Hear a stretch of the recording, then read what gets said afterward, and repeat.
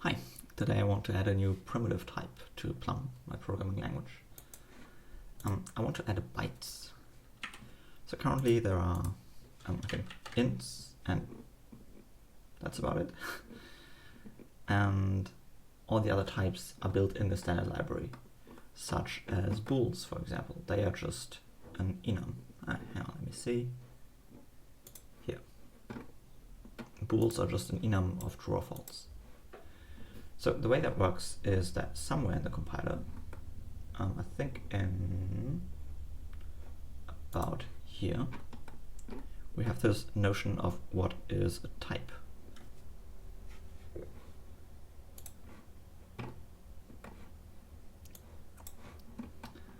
Yeah.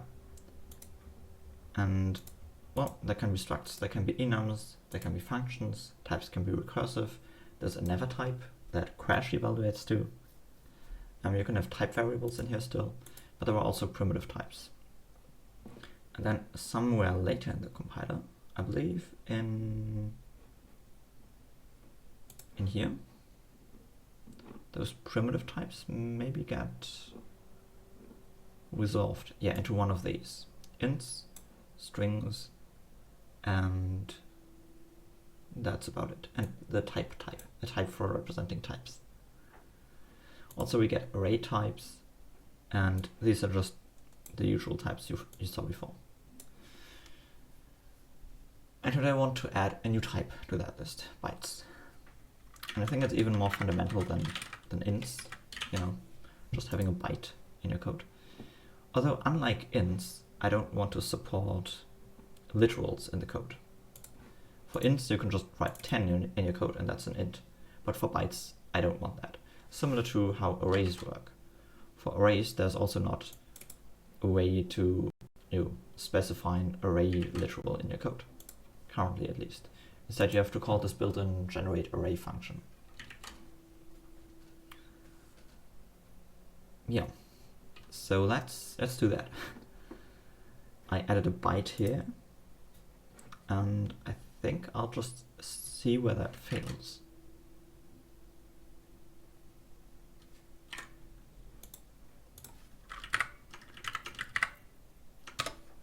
Yeah. And the way I think I'm gonna do this is I just added the byte into this one compiler stage where types are resolved. And then all the compiler stages after that, they are now broken. I'm just going to work through that, just fix the to-dos, add bytes, add support for individual bytes.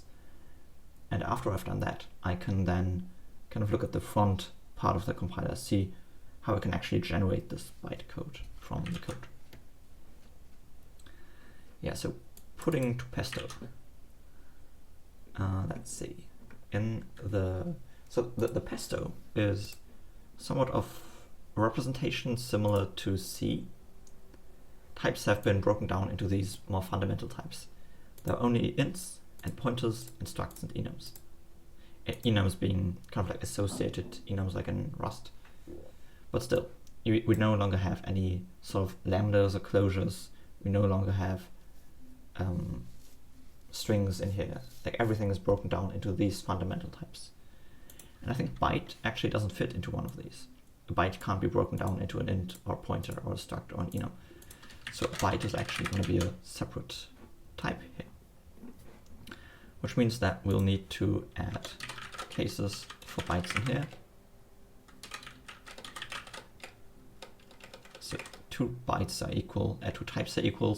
Well, if the one type is a byte, then the other one also has to be a byte. Printing a byte type just prints byte. Alright. Yeah, this will still fail, so putting to pesto types. These are just the conversion between compiler stages. Yeah, and here we don't know what to do with a byte type. A byte type becomes a pesto type of byte. And you can see some types like strings, they're also not yet supported. That's another video, possibly the next one. Yeah, in isRecursive, put in capacitors types. We also need to handle these bytes. They are not recursive.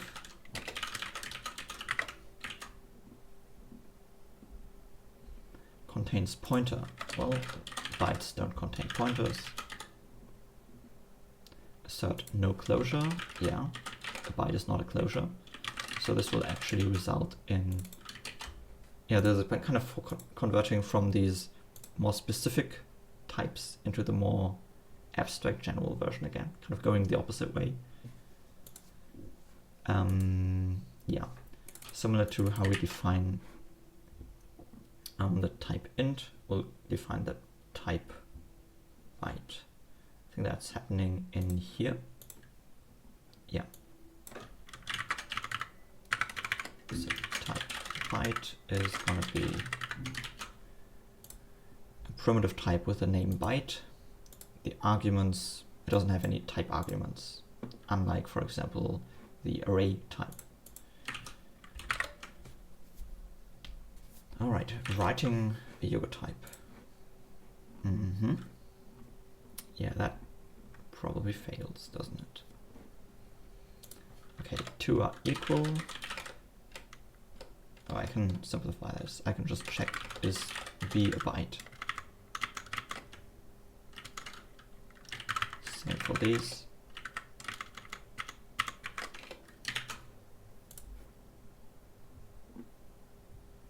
Yeah. All right. What else do we have here? Hashing. Oh, yeah. Like this is very low quality hash function.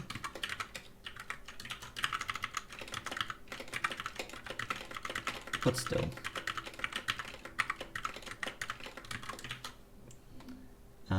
Writing a byte type.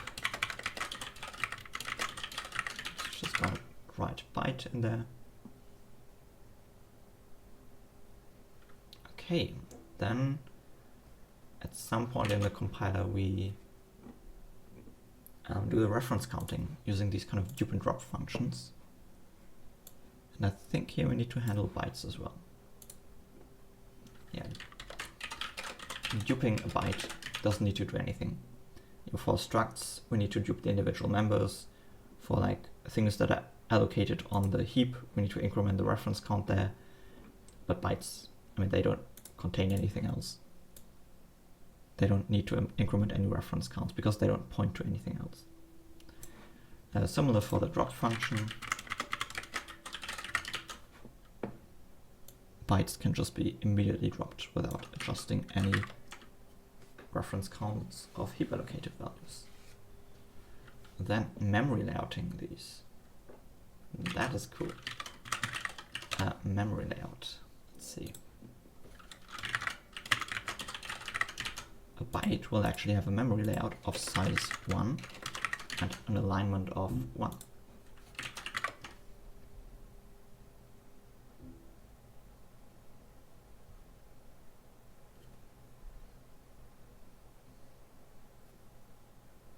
Okay, that actually, well, compiles, you know, does the same thing as it did previously. So what I want to do now is actually use bytes. And the way that should work, I think, is for there to be built-in functions. Maybe let's look into the int module from the standard library. Here we import some built-in functions. So there's a built-ins package that kind of hooks into the compiler itself. And you can see that this is where the int type is defined. The int type is actually not defined within Plum code itself, but it's something that the built-ins module kind of magically provides for us. And there are also functions for adding ints, subtracting ints, and so on.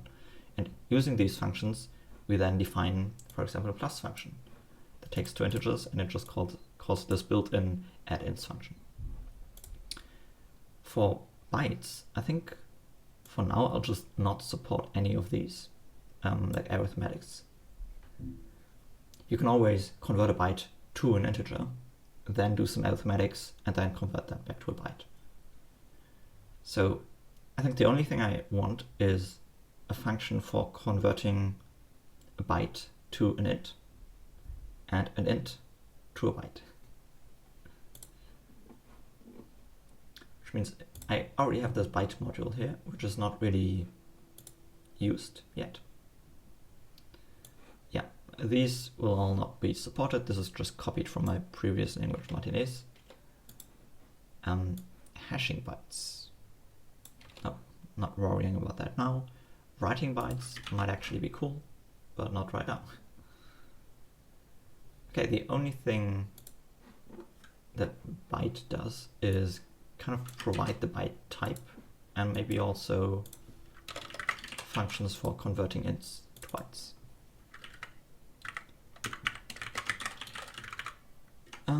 All right, so we import this.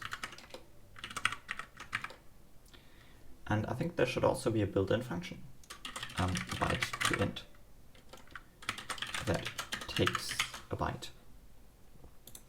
And similarly for, yeah, and then what we do is, I think we want to define a function to int that takes a byte. The built-in functions, they don't have like, parameter type-based overloading, so the names are a bit clunky, like byte to int or add ints or something. And here we define functions with a little bit shorter names, but where we kind of use the the kind of type inference to make things a bit more concise. So the toInt function that converts a byte to an int, that's just going to call the byte toInt function, the built-in function on that byte. Or alternatively, use the dot syntax here. And I think that's about it. Then here we export the toInt function that takes a byte. Yeah, cool. And in the int, we'll do the corresponding thing, which is have the int to byte function that takes an int, which should also be a built-in function. And then, I don't know, maybe in here, have some sort of toByte function. Oh, hang on. I'm wondering, like, what do we want to do if the int is larger than a byte? I think what we actually want is to take the lower byte of the int. I think that's a bit cleaner, then we don't need to think or specify any failure cases.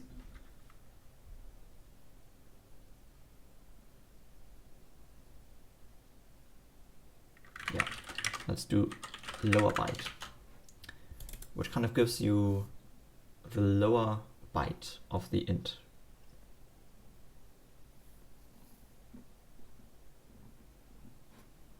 Yeah, and then we don't need to define anything here.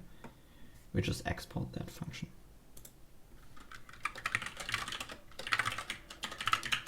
All right. Then in the core module here, kind of need to import these as well. So this will be toByte, lower byte of an int. And we'll also import the byte module, which is sorted alphabetically. This will provide us with a byte type and toInt function that works on a byte.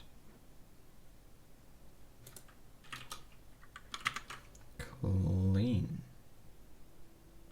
Yeah, like that. All right, so this fails now because that type doesn't exist. Okay, where do we do that? That probably happens, I believe, in here, when converting something to egg.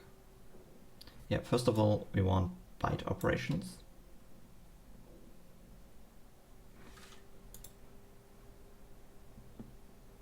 I am wondering whether maybe I want to move this into the byte module. I think that's a bit cleaner.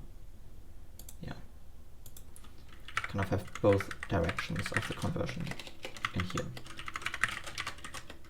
lower byte of an int, and that really is like byte related. So it also, I think it fits in here just as well. I'm going to export that as well, and then here we don't do that down there, but instead over there. All right. Then in here I want to be able to do this. We take the lower byte of the integer 42, and then we convert that byte back to an int. Let's see. In the egg, or like converting something to an egg, we now have byte operations. We have lower byte, and we have byte to int as kind of built-in byte operations. Nice. And we'll add these to this list of all built-ins.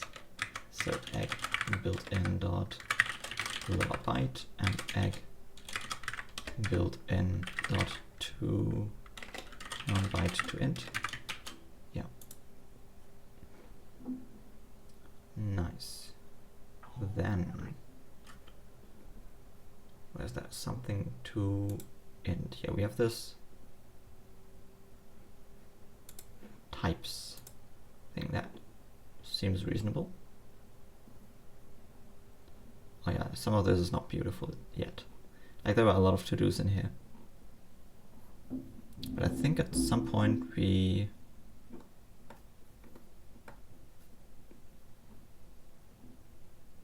not sure how that works. Hang on.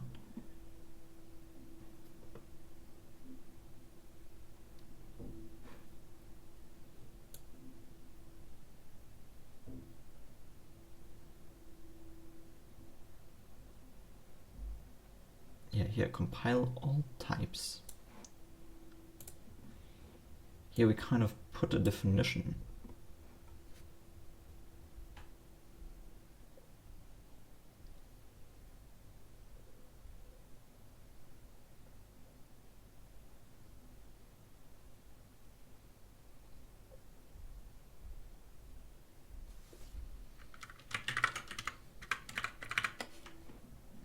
In here.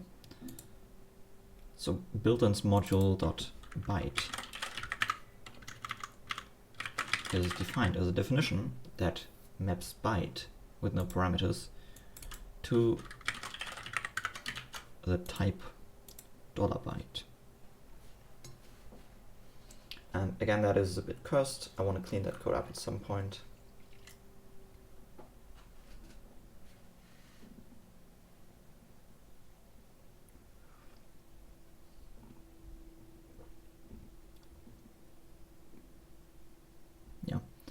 And then that, $byte type, that is then mapped somewhere up here.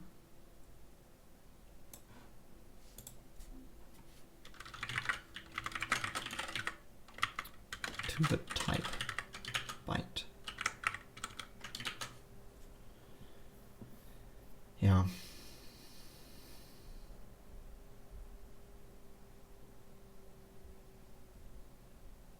How can I make that more beautiful? I think,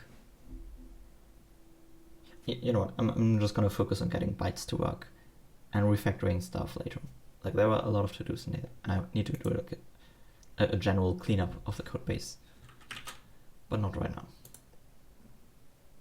Okay, so this should work now, I believe. Yeah, the built-ins, however, don't.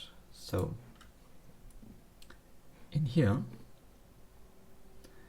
we want to get the signatures of the built-ins, and the lower byte built-in has the signature of taking an int and returning a byte, whereas the byte to int built-in takes a byte and it returns an int.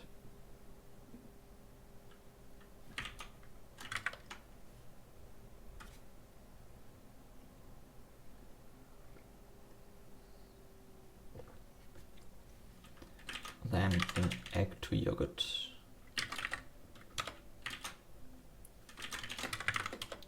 Kind of match on the built-ins. And well, if this is the lower byte built-in,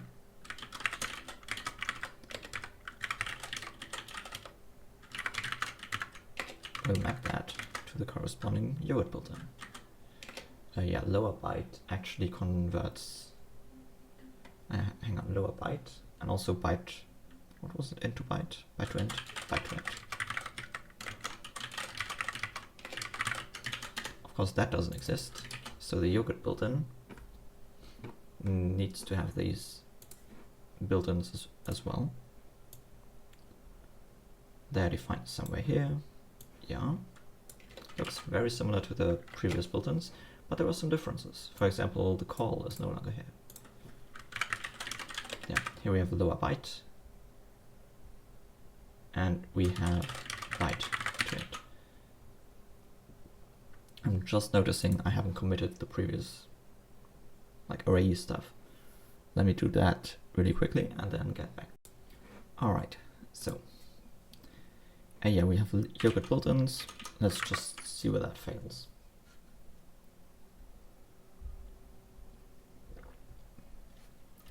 In the yogurt to pudding, because guess what? There are also pudding built-ins. Let's go to that one, the pudding.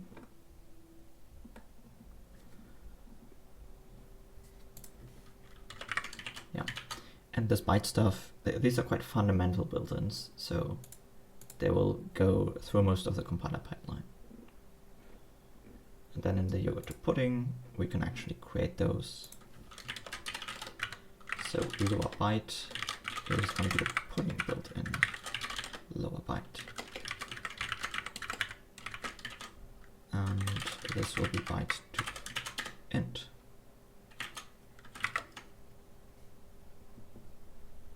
Clean. Then pudding to pesto. Yeah, next compiler stage, the pesto. I'm not sure, do we have built-ins here? We do, pesto call built-in. And the built-ins are these.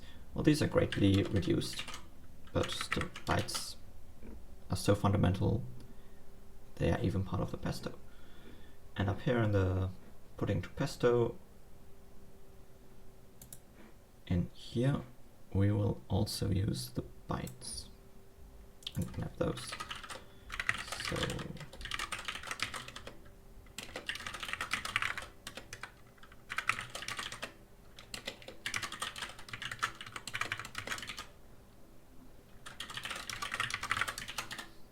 yeah.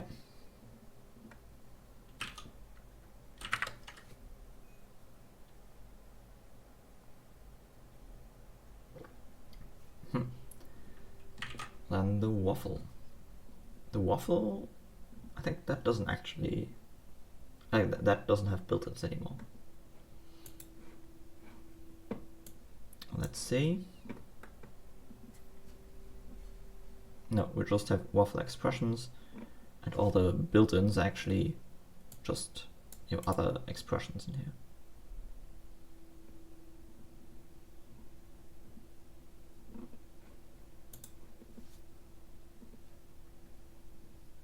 Yeah, so let's do like byte int conversions, and here we have lower byte. That takes a waffle expression, which is expected to be like an init, and then we'll have byte to int of a waffle expression. Then we'll need to add constructors for these, edit these above the add. So let's just look for the waffle add. Yeah, and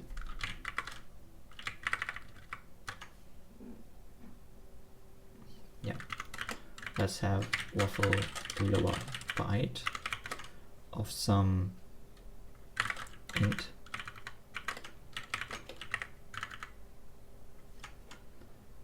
Let's go and check that that is actually an int.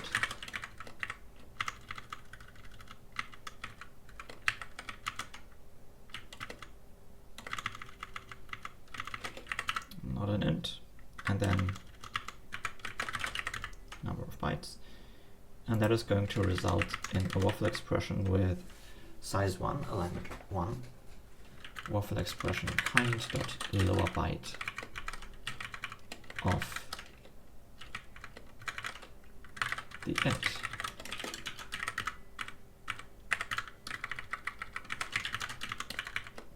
And similarly the other direction, byte to int of some byte. Let's kind of check, is this a byte? And that is a new function here. Is byte just checks that the size is 1 and the alignment is 1. And that's going to create a waffle expression with size 8, alignment 8. The byte to int expression of that byte. Alright. Then in pesto to waffle, we switch on the built-ins. And if this is a lower byte built-in, then we will emit a waffle lower byte of the single argument that we are given. Yeah, the other direction, byte to int, is going to be similar.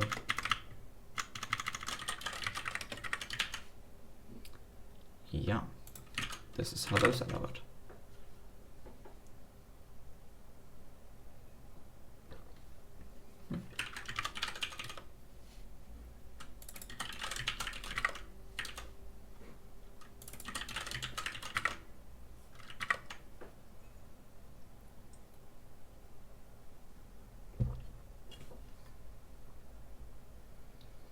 Alright, in waffle optimize, some things are not working.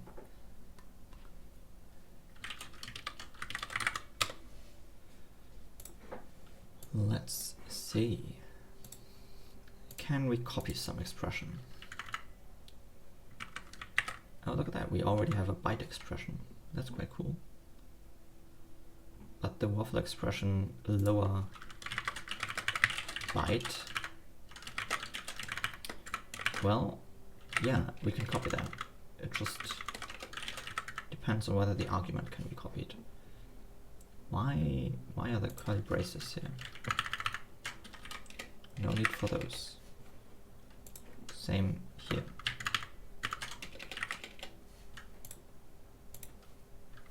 I think and on XOR are kind of semantically a unit, so I'm gonna put those in there. Yeah. Similarly, byte to int. Well, this can be copied if the argument, if the byte can be copied. Or the expression producing that byte. Alright. Yeah, optimizing byte to int of some argument. That's gonna produce a byte to int expression of the optimized argument.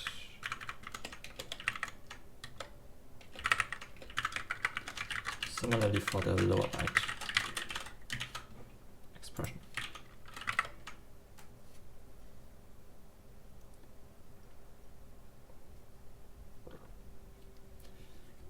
Okay, you don't handle waffle expression kind.lower byte in tree shape. Is pure. Very similar. Lower byte of some argument is pure if that argument expression is pure. And in the byte to int is pure if the argument is pure. Sure. Then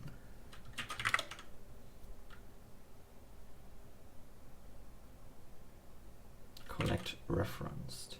Oh yeah. Well, lower byte. It's going to collect the referenced expressions from that. Then we have byte to int. It's going to collect them. as well. Okay. Then in nest, you don't handle waffle expression kind dot lower byte. True.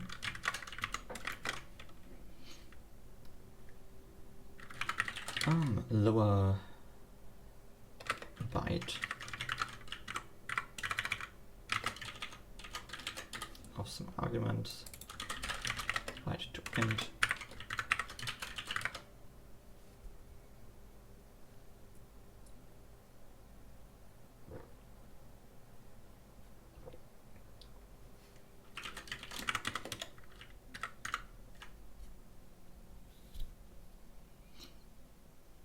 Try nest local.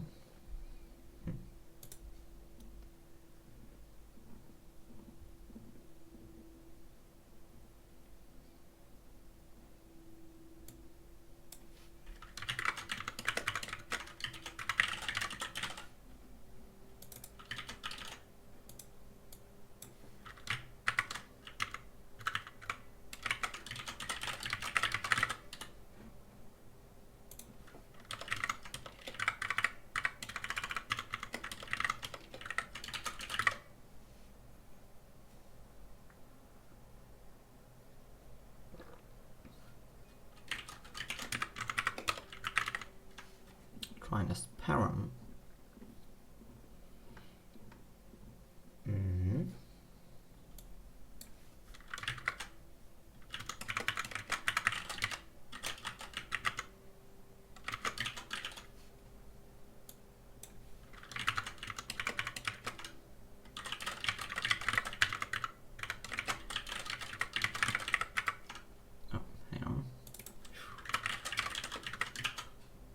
That would have gone really wrong. Let me check that up here. I didn't make any mistake in here. Nope. Okay. All right.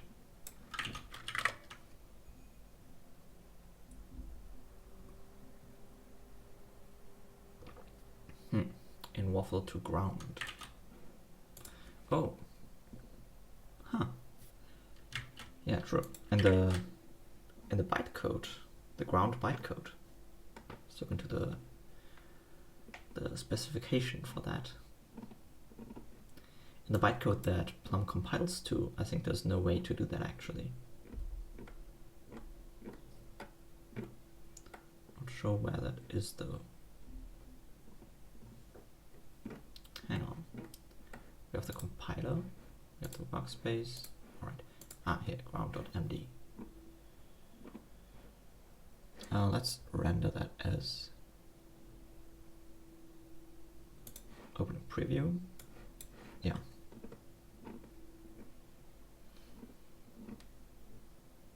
Yeah. It has some, instructions. Arithmetic ones, bitwise ones. Then kind of control instructions for pushing padding, data instructions that operate on the heap, error stuff, and control flow. So I think, where do these conversions fit into? Kind of bitwise, I believe.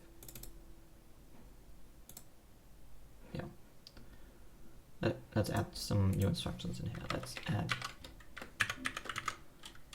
B3. It's going to be the opcode of the lower byte. Pops a 64-bit integer, pushes its lower byte. And the other direction is going to be byte to int. Pops a byte, pushes a 64-bit integer.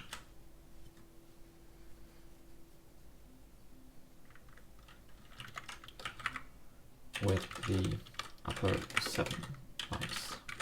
So, alright, 2 new instructions here. Oh man, this is really touching everything in the compiler, from the front end to everything. Okay, so we want waffle to ground. That does mean that in the ground we'll need, yeah, we need those as well.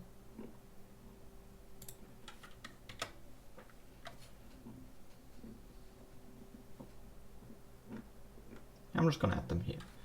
So lower byte and where else byte to int.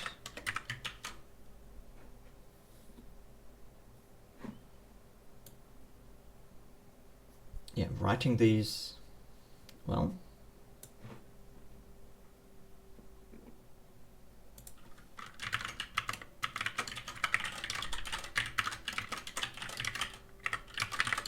it's gonna be done the obvious way.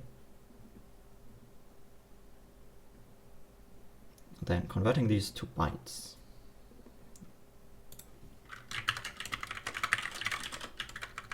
Lower byte is going to push the B3 instruction, and byte to int is going to push the B4 instruction.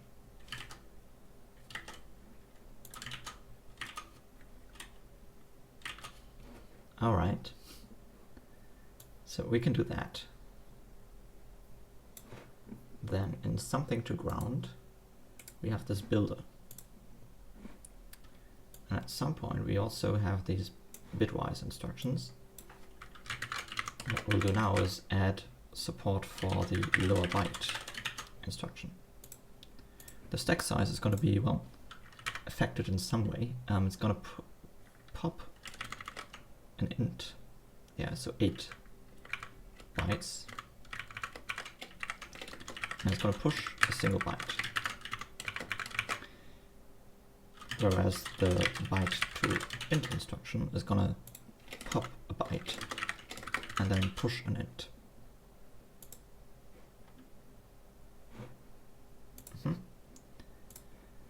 Alright, and in here, what we do is, let me see, a lot of store stuff. Yeah.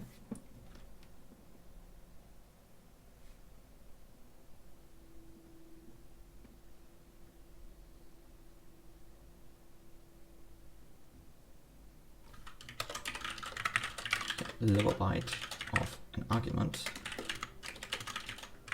is going to compile the argument.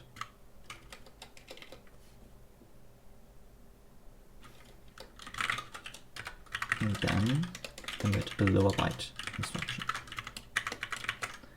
And the byte to int is going to be similar.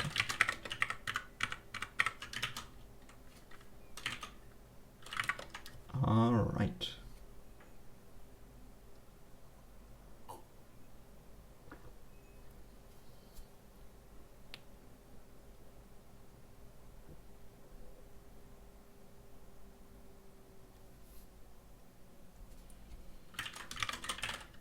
Okay, compiles at least.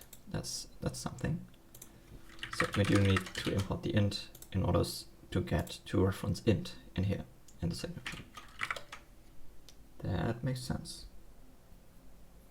Yeah, lower byte, we need to import that probably. Let's do that. Lower byte of an int to int of a byte.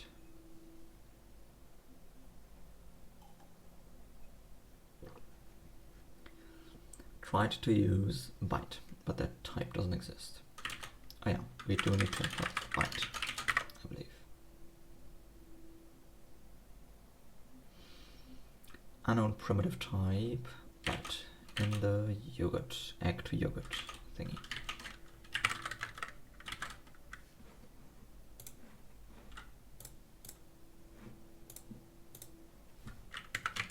Yeah, so if the name is byte, then we want to return yogurt type byte. Yeah.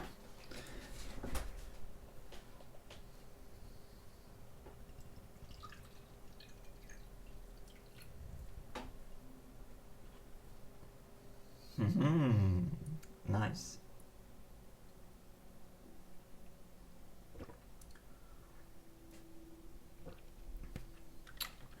So we outputted something. Let's look at that. And this is our compiled program. Let's open that. Well, side by side, maybe not, but let's kind of remind ourselves what this did. Okay, so this is the main function. It accepts an int. Then it creates a 42. It gets the lower byte of that. And it turns that back into an int. So C2, I think, is a push. And then here are 8 bytes that represent 42 in hexadecimal. So we've now pushed a 42 to the stack. Then we do B3, which gets the lower byte.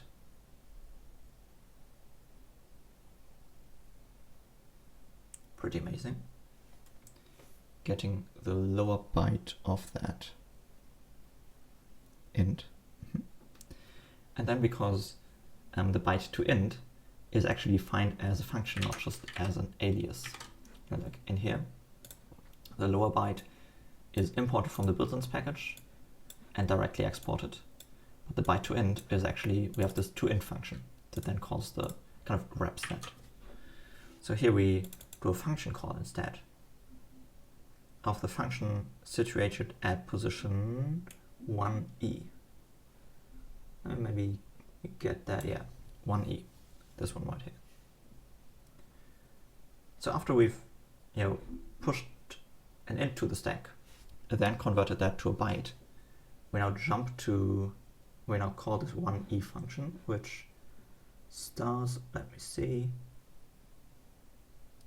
this is 1, 0, 2, 3, 4, 5, 6, 7, 8, 9, A, B, C, D, E, F, G, well, hang on.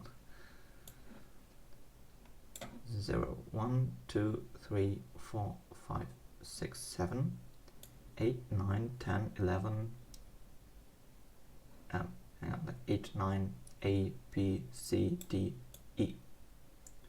Function's just this, which makes sense. It does B4, which pops the byte and pushes the integer, and then it just returns back to after this call instruction, which then pops 8 bytes below the top. That was the argument given to the main function, skipping the top 8 bytes. I think it's the other way around, yeah, skipping the top 8 bytes, aka the int that we've converted from the 42 to byte back to an int, and below that int it pops the int that the main function was given, and then we return from the main function, aka from the entire program. Right, that looks perfectly fine. So let's maybe look at this one in here. Invalid opcode. Yeah, true. The VM needs to support these new instructions. So let's open up the VM.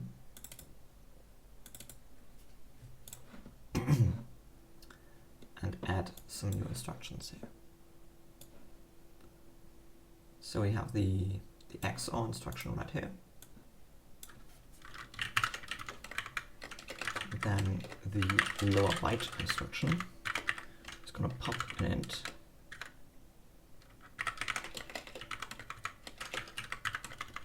Then it's going to push byte of, well, truncating that int.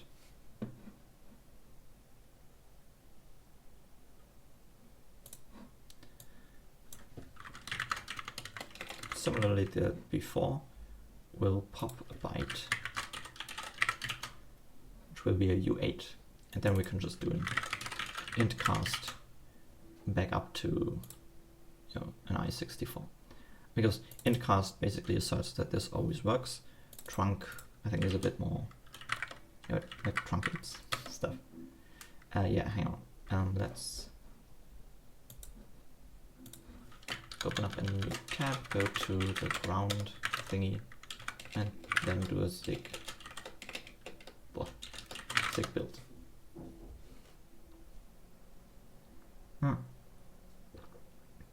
Oh, I see. So trunc is just for floating point stuff. What is that for? What else do we have? We have bitcast. Yeah.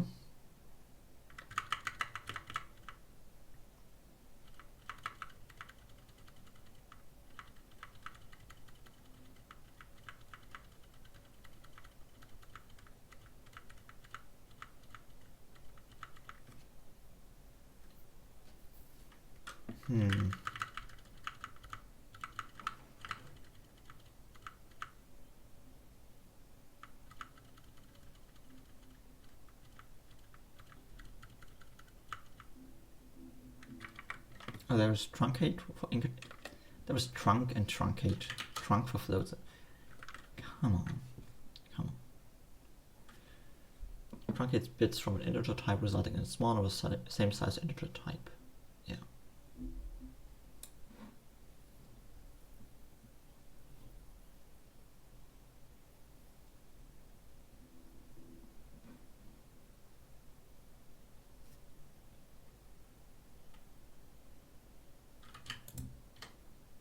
Yeah, okay.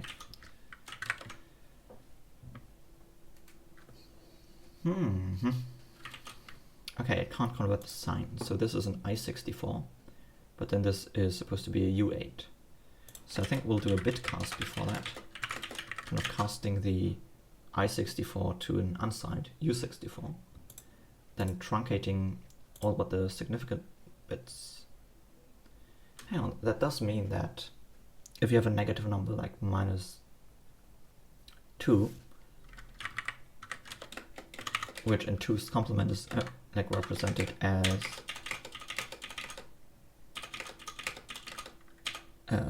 like this is -1, this is -2, for example, then a lower byte on that should return just FE.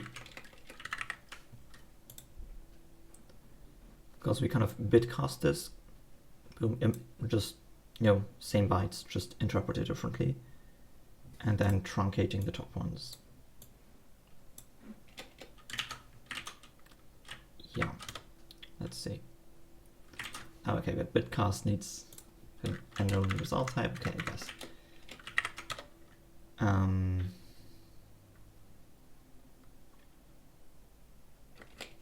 Where do we do that? Unsigned A is bitcast. You know what? Not worth an intermediate thing. Let's just do an as thingy here. We cast the A into a U64 and then we truncate that to a byte. Yeah. And that means that this now should return integer underflow. Well, that is interesting. Seems like we popped too many.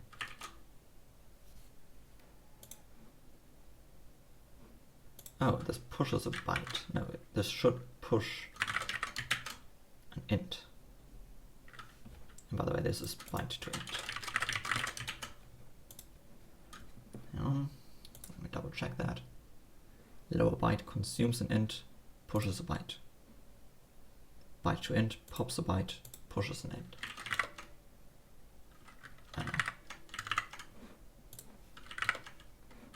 Plus, let's add tests for that. I think that's the same approach.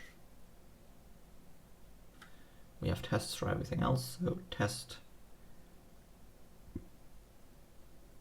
Well, not for everything, maybe.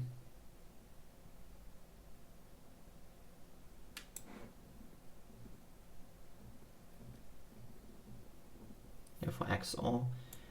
And now let's say byte to int, byte to, no, hang on, lower byte, return.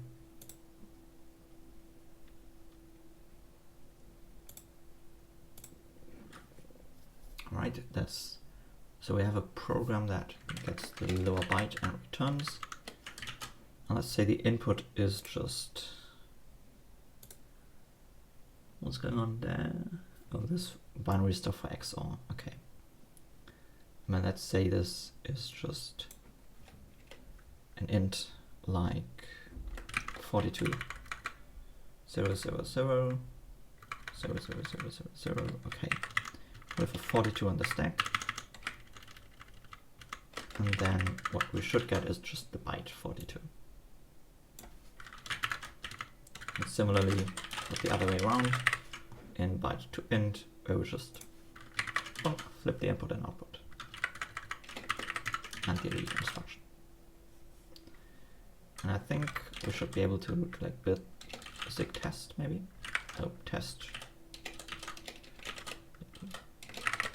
The root file, please. Okay, nice. Yeah. All right. You know what? Let's do several things. Let's first of all add support for lower byte and byte to int instructions. Yeah. And then in here,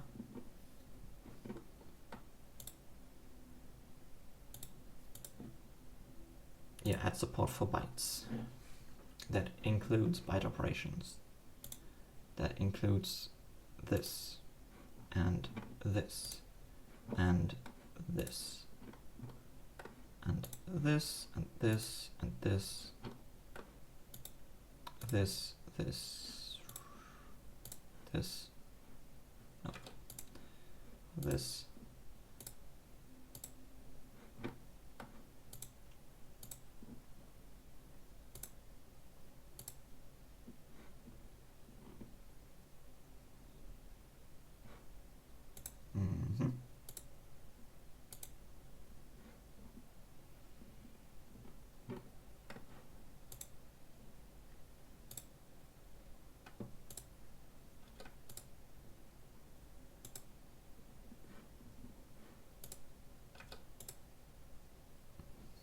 All right.